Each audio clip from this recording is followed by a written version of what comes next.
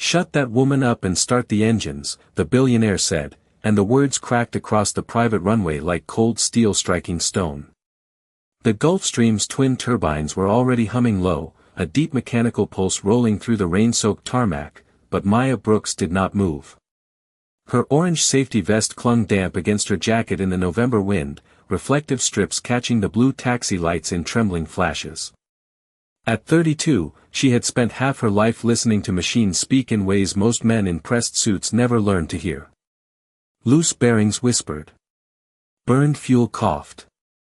A compressor imbalance could shiver through aluminum skin like a warning passed hand to hand.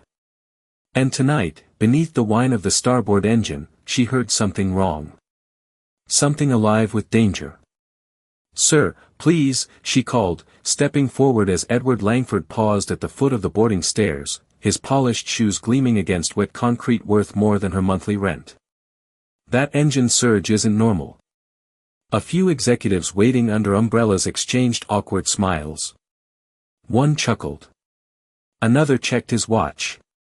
The billionaire turned slowly, silver at his temples, cashmere coat untouched by the weather, and looked at her the way powerful men often looked at people they believed were invisible. "You're a ground mechanic," he said, voice smooth as frozen glass. "Not an oracle." Laughter rippled around him. Maya felt heat rise in her face but kept her eyes on the engine nacelle, where the intake blade spun with a subtle uneven tremor. Her father had taught her to trust that feeling. Earl Brooks, 30 years on freight jets out of Atlanta, used to say machines lied politely before they killed. She was 14 when a maintenance shortcut others ignored took him from her. Since then, every strange vibration carried memory. Every wrong sound felt personal. "There's a compressor stall building," she said, louder now over the rising whine. "If you push full takeoff thrust, enough." Langford cut her off with a dismissive flick of his hand. "Do you know how much this aircraft costs?" Maya swallowed.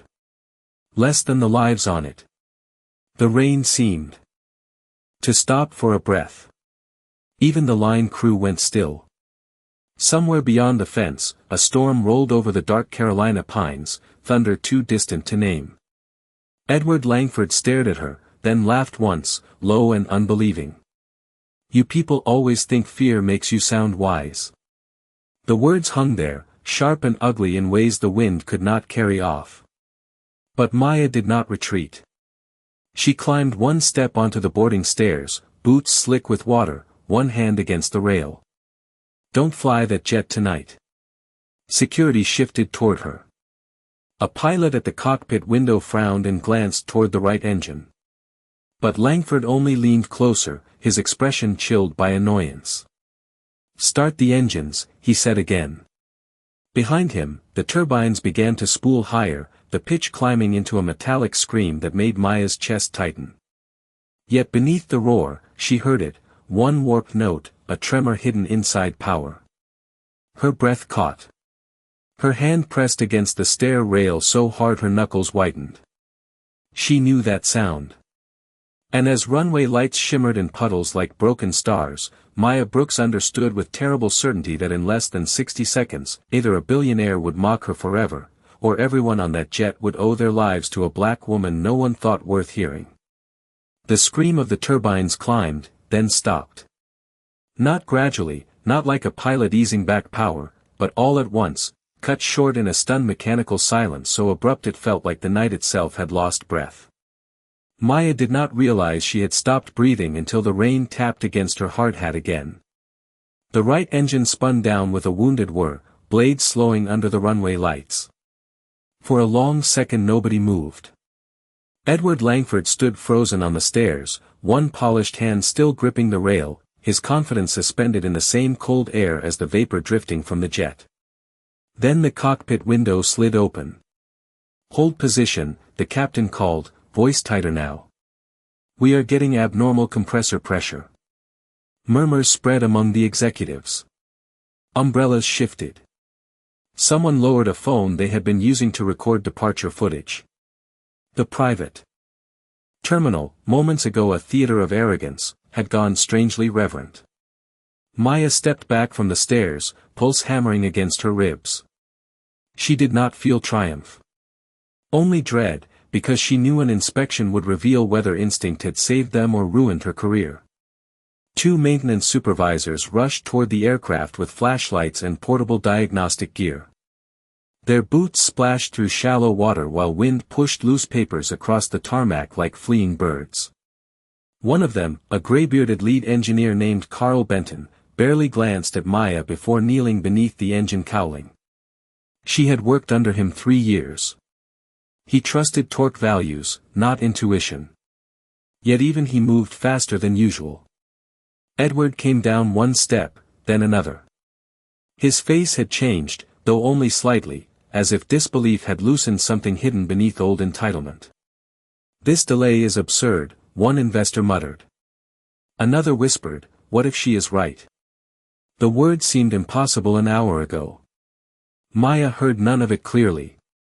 Her mind had drifted backward, to a small garage outside Macon, Georgia, where her father once balanced a wrench in grease-dark hands and taught her to hear what instruments missed.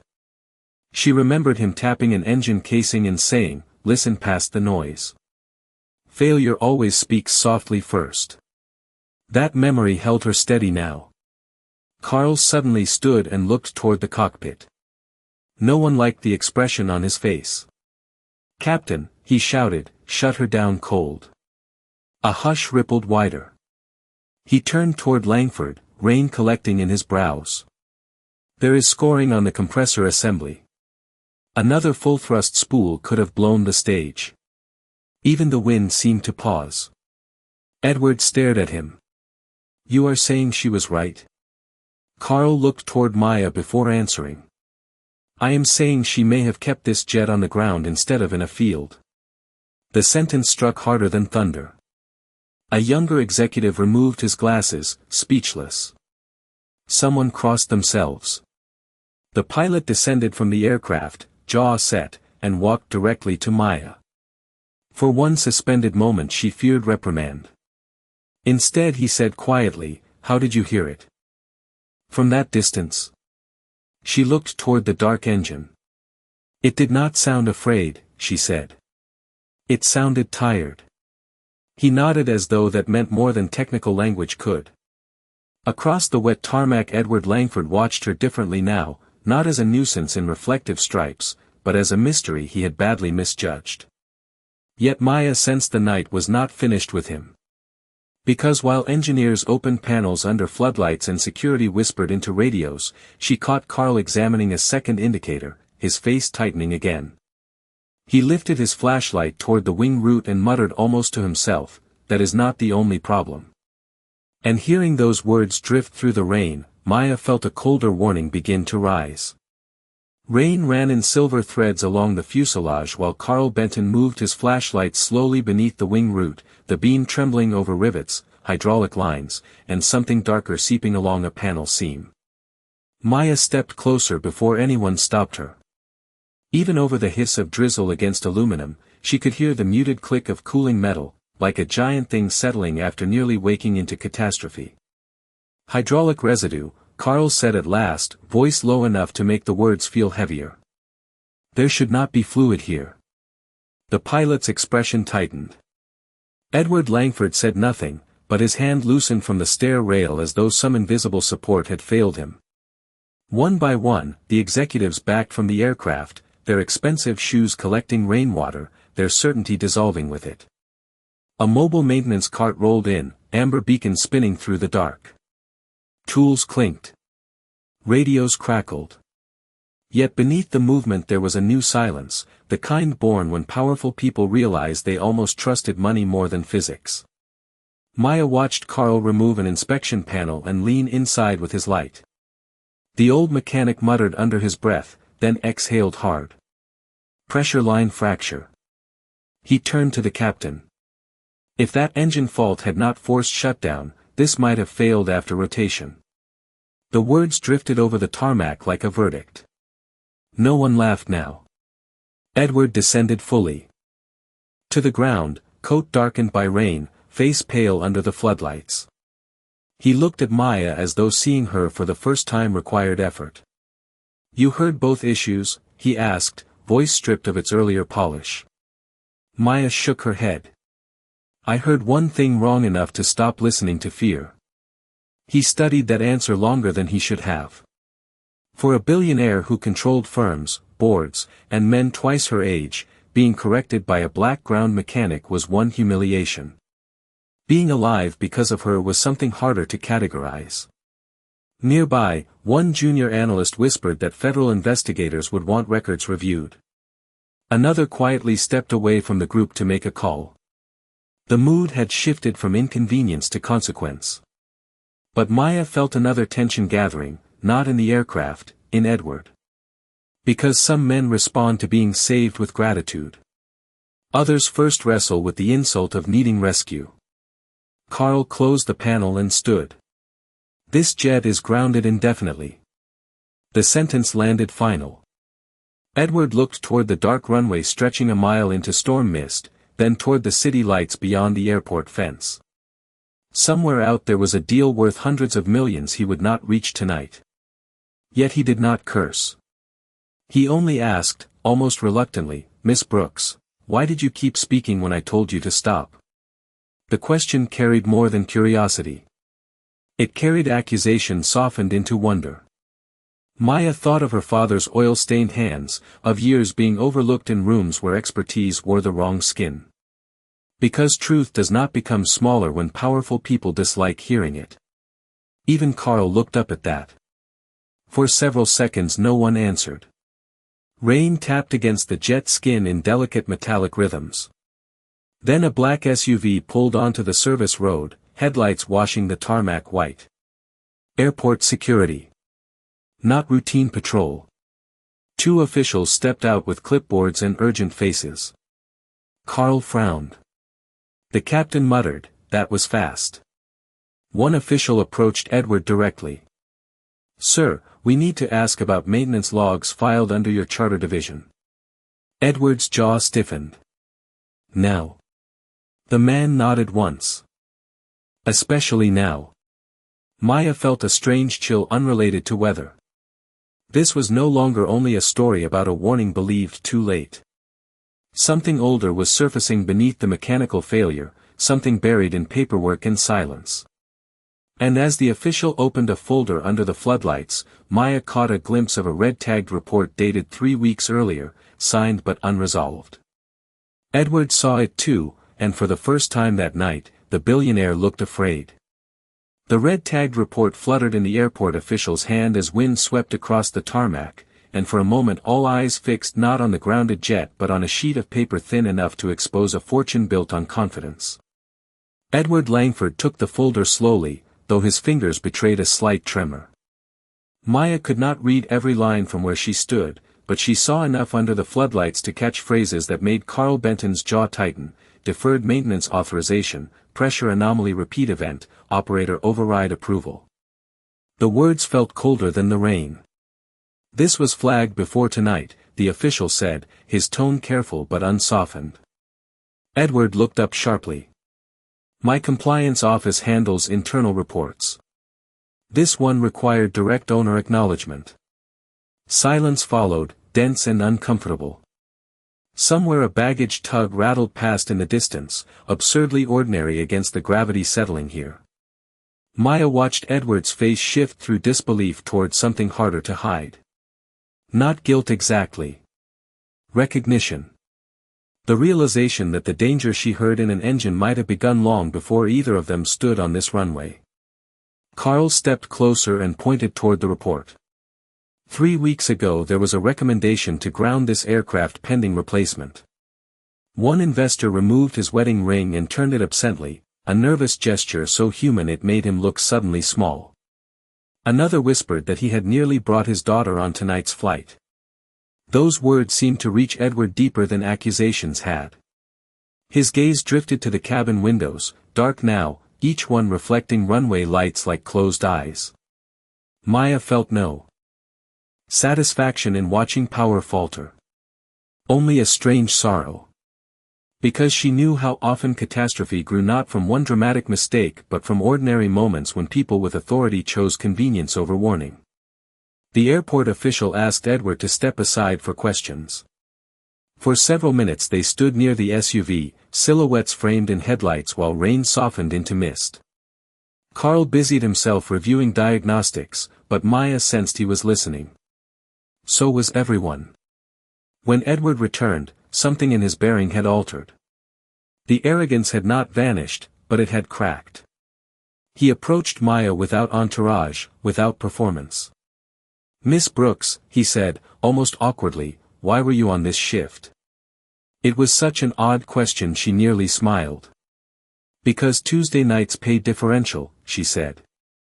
"And because my mother's medical bills do not care if it rains." He absorbed that. For a man accustomed to private terminals and altitude, the plainness of the answer seemed to unsettle him more than any accusation. "You saved people who laughed at you." Maya looked toward the wing where hydraulic fluid still glistened under light. "I saved strangers. What they thought of me was never the point." Carl glanced up at that and said quietly, "That is why she heard what others missed."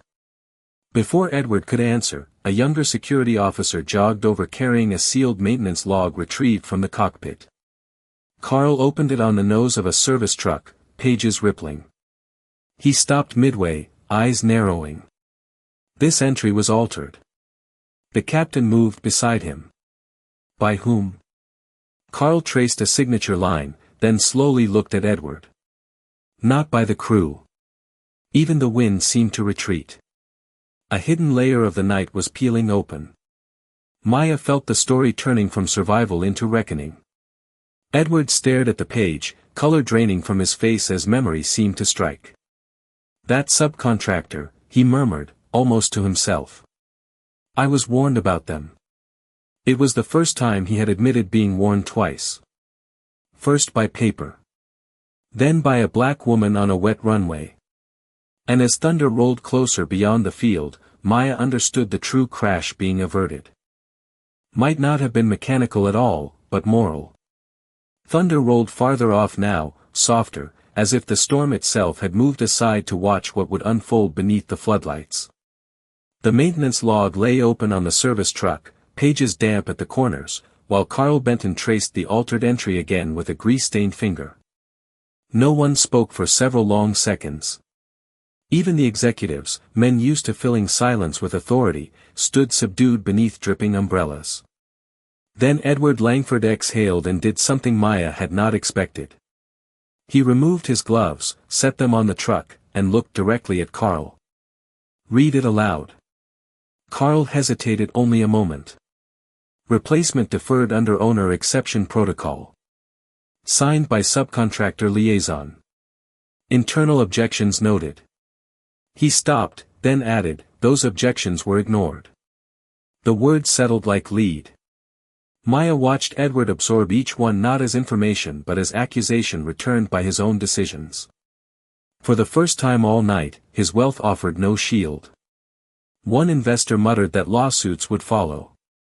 Another whispered they should leave. Yet no one moved. It was as if departure itself now felt indecent. The captain folded his arms and stared toward the aircraft. If Miss Brooks had stayed quiet, we might have rotated into climb before pressure loss. He did not finish the thought. He did not need to. Edward turned toward Maya, but before he could speak, a black sedan pulled onto the apron and stopped near the SUV.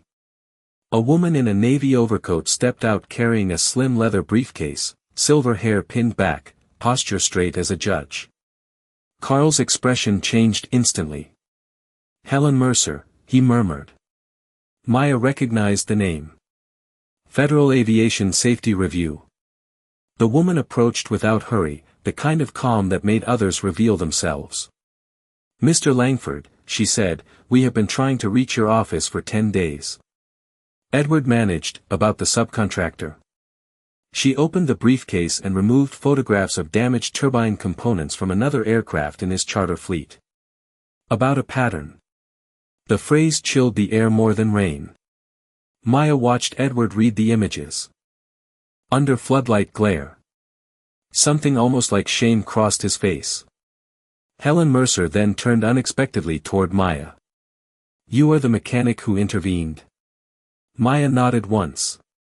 The woman studied her a moment. Then you may have interrupted more than one accident tonight.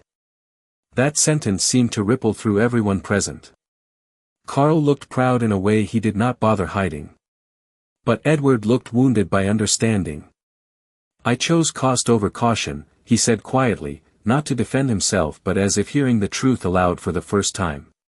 Maya said nothing. Some admissions needed room to echo. The runway lights stretched in twin lines into darkness, glowing through mist like moral boundaries finally visible. Helen Mercer closed the briefcase. This aircraft will remain impounded pending investigation.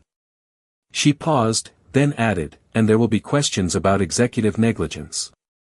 One executive cursed under his breath and walked away toward the terminal. Another removed his company badge and slipped it into his pocket. The hierarchy was thinning. Titles meant less under floodlights and federal scrutiny. Edward turned again to Maya. When I mocked you, he stopped, struggling against words and used to apology. I heard a maintenance worker overstepping. Maya met his eyes. And now? He looked toward the grounded jet. Now I hear the person who kept my arrogance from burying people. The honesty in it startled even him. Yet before the moment could settle, Carl's radio crackled sharply.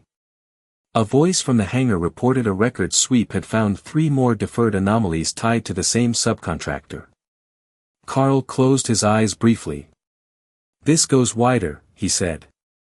Maya felt a deeper story opening beneath the night's rescue.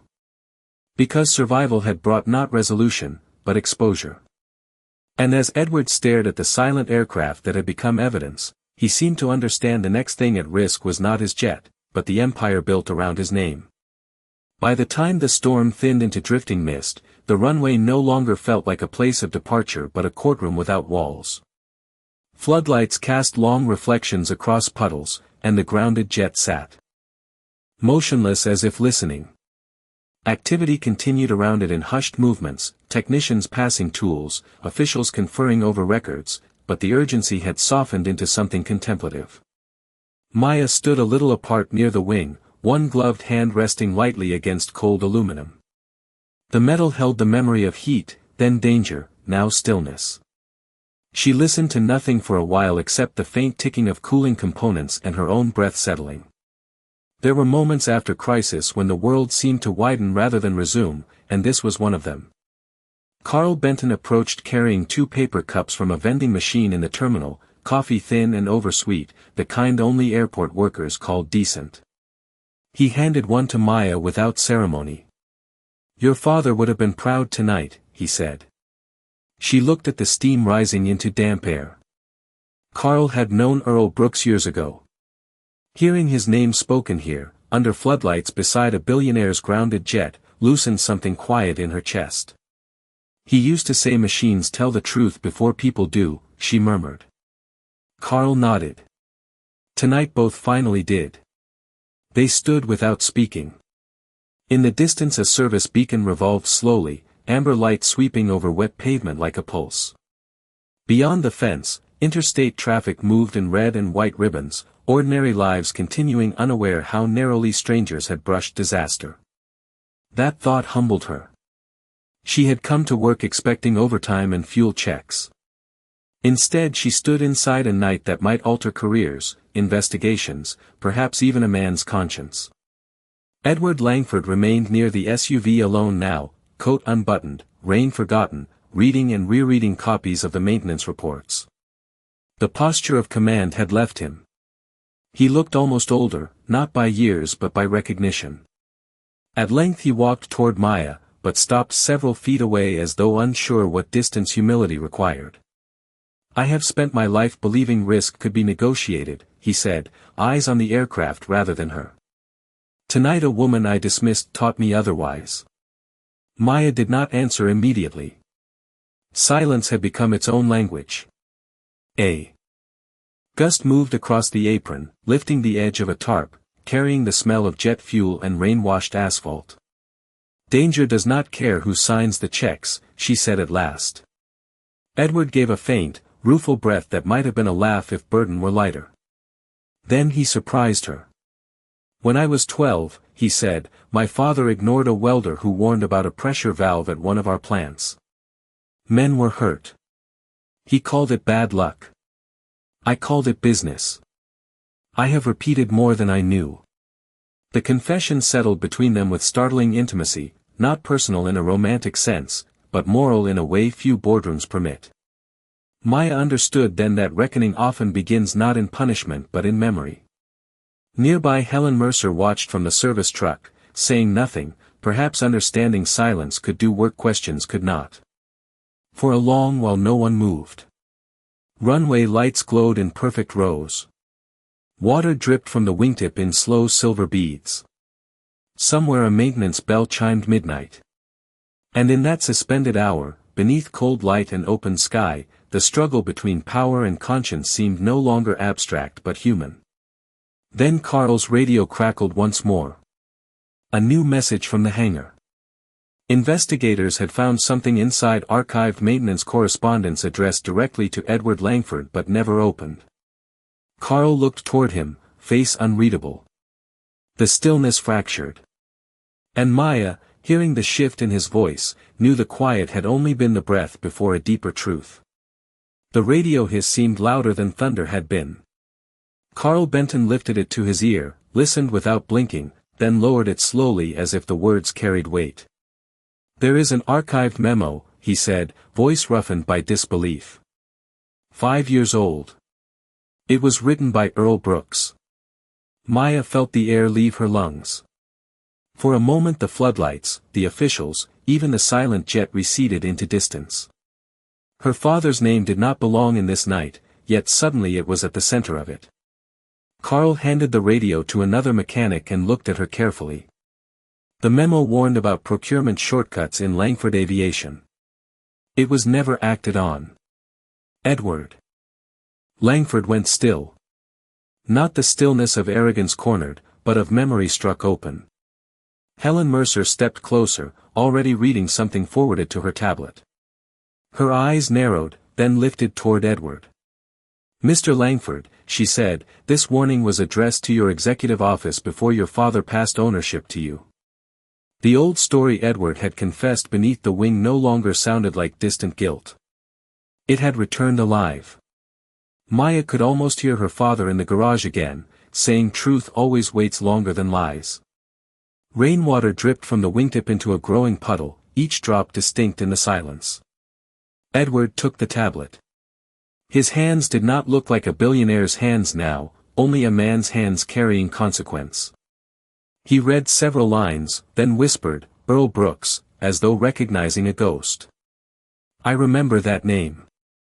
Maya said nothing. She was afraid words might shatter whatever sacred thing had entered the night. Carl spoke instead. "Your father tried to stop the same culture that nearly brought down this aircraft." The sentence connected decades in a single breath. Maya's throat tightened. She had spent years believing Earl Brooks died a skilled mechanic forgotten by systems too large to hear ordinary men. Yet here, in a federal memo buried and ignored, his warning had survived. Edward looked at Maya with something far beyond regret.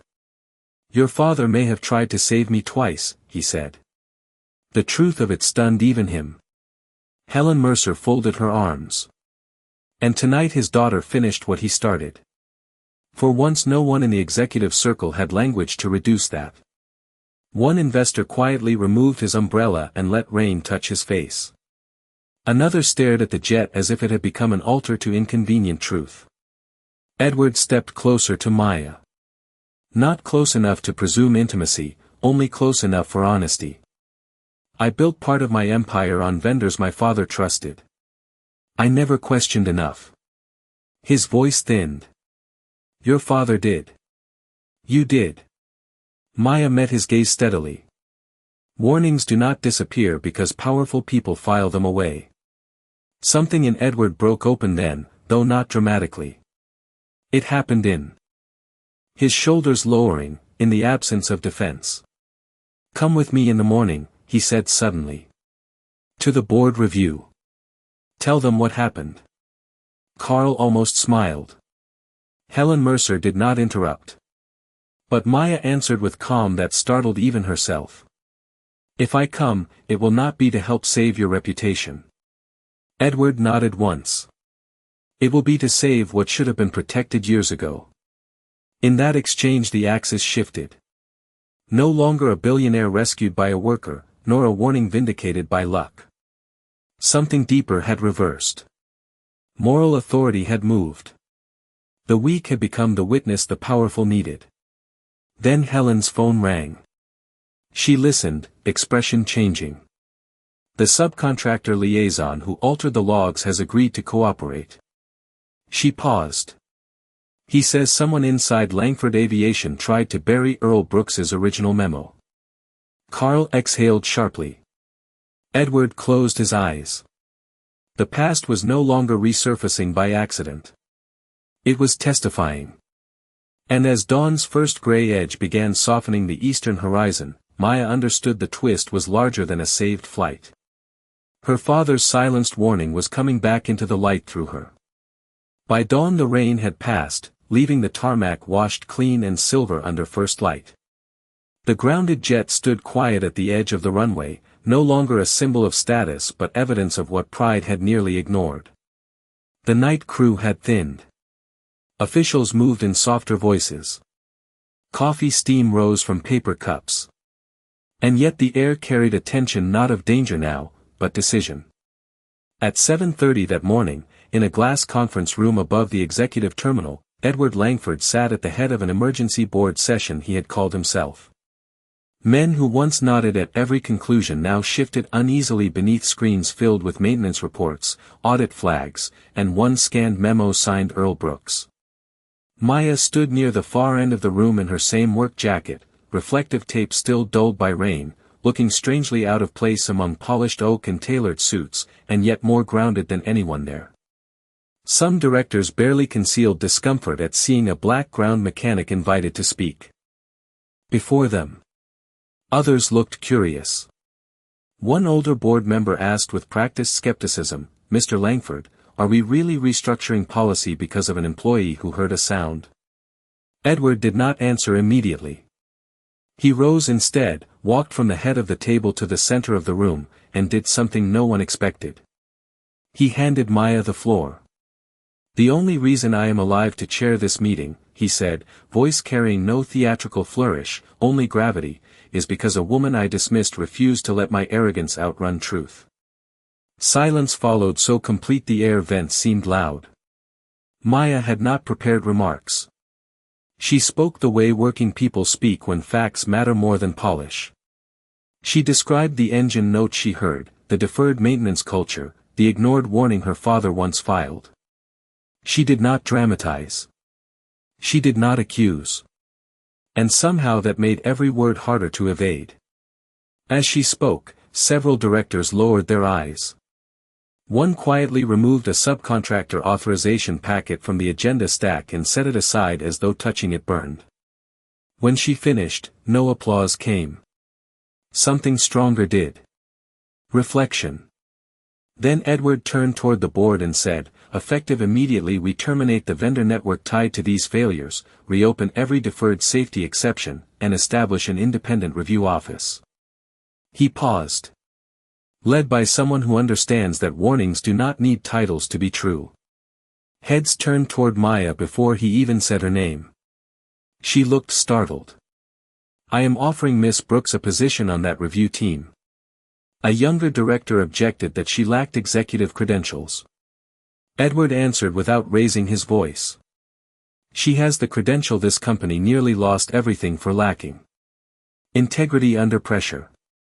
No one challenged him again. Helen Mercer, seated quietly near the wall, gave the faintest approving nod. Yet what moved Maya most came after the meeting ended. As directors filtered out, Edward remained behind. Sunlight struck the conference glass in pale gold bands. He stepped closer and held out an old photocopy of Earl Brooks's memo. "This belongs with his family," he said. Maya took it carefully, fingers brushing worn paper her father once touched. Her throat tightened. Edward added, almost unsteady, I spent years mistaking correction for insult.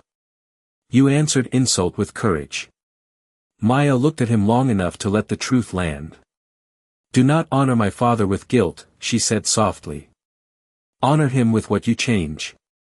He nodded once, accepting instruction instead of offering defense. In that moment reconciliation did not arrive through sentiment, but through responsibility. No revenge. No triumph. Only a powerful man choosing to be altered by the woman he had mocked. And as Maya left the boardroom carrying her father's memo against her chest, morning sun spilling across the runway below, she saw the jet still resting where it had been stopped. Silent. Grounded. Saved. Like a witness refusing to let anyone forget. Morning widened slowly over the airfield, not with spectacle but with the quiet patience of light returning to places that had held too much tension. The runway shimmered in pale gold where rainwater still gathered in thin mirrored sheets. Service vehicles moved farther off now, reduced to small motions at the edge of awareness. The grounded jet remained where it had stood through darkness, silver skin warming under the first touch of sun, no longer a monument to privilege but something gentler, almost humbled. Maya Brooks walked alone along the perimeter taxi line after her shift ended, hard hat tucked beneath one arm, Earl Brooks's memo folded carefully inside her jacket. Her boots made soft sounds on drying pavement. Each step seemed lighter than the night before, though fatigue rested in her shoulders. The wind had turned mild, carrying the faint scent of wet grass beyond the fence and the lingering trace of aviation fuel. She paused near the starboard engine, the same one whose hidden tremor had spoken to her hours earlier. Her hand rose almost unconsciously to rest against the metal casing. It was warm now from sunlight. Still. The kind of stillness earned. No alarms. No engine spooling. Only the distant cry of gulls circling over the field and the low hum of a waking airport. Behind her, footsteps approached. Measured and unhurried. Edward Langford stopped several feet away, not intruding on the silence. He said nothing at first. He only stood beside the aircraft he had nearly trusted too blindly, his coat folded over one arm, tie loosened, a man reduced in the best sense to proportion. In the morning light the hard edges of wealth seemed strangely irrelevant. After a while he set a small brass nameplate on a maintenance crate nearby. Maya glanced at it. It bore her father's name and the word Safety Review Office. No speech accompanied the gesture. None was needed. She looked at the plaque, then at Edward, and gave the faintest nod. Something passed there deeper than apology. Recognition without possession. Gratitude without display. Edward stepped back, allowing the silence to remain hers. A breeze moved across the wing and stirred the loose corner of a service checklist clipped to a cart. Paper whispered. Somewhere a jet far off lifted into the brightening sky, its ascent only a silver line beyond clouds. Maya watched it until it disappeared. For years she had carried grief as something heavy and unfinished. Yet here, with morning warming aluminum beneath her palm and her father's warning no longer buried, grief felt less like weight and more like inheritance honored. Carl Benton crossed the apron in the distance and raised 2 fingers in quiet salute before disappearing into the hangar. Life was resuming. That was its own kind of miracle. Edward turned at last and walked back toward the terminal, slower than a billionaire usually walks, as if learning the pace of men who listen.